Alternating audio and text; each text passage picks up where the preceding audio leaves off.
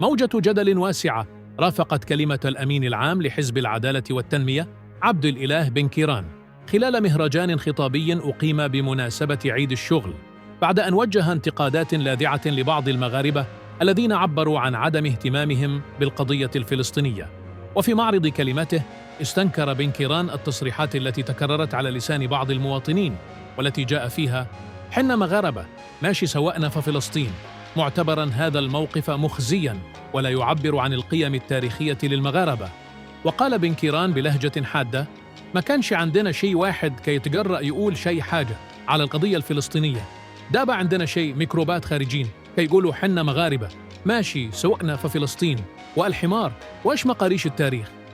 تصريحات بن كيران أثارت ردود فعل قوية ومتناقضة على مواقع التواصل الاجتماعي، ففي حين اعتبرها البعض انفعالية وغير مسؤولة، خصوصاً أنها صادرة عن شخصية سياسية بارزة، فقد عبر آخرون عن استيائهم من اللغة المهينة التي وصف بها مواطنين فقط لأنهم عبروا عن رأيهم بشكل مختلف.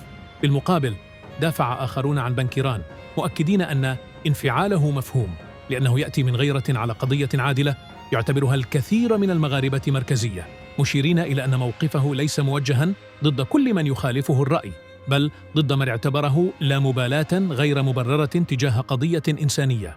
وتعيد هذه الحادثة فتح النقاش حول مستوى الخطاب السياسي في المغرب وحدود حرية التعبير والرأي، وضرورة احترام اختلاف المواقف دون اللجوء إلى الشتائم أو الإهانات، خصوصاً من شخصيات تمثل مؤسسات حزبية وتنشط في الساحة السياسية.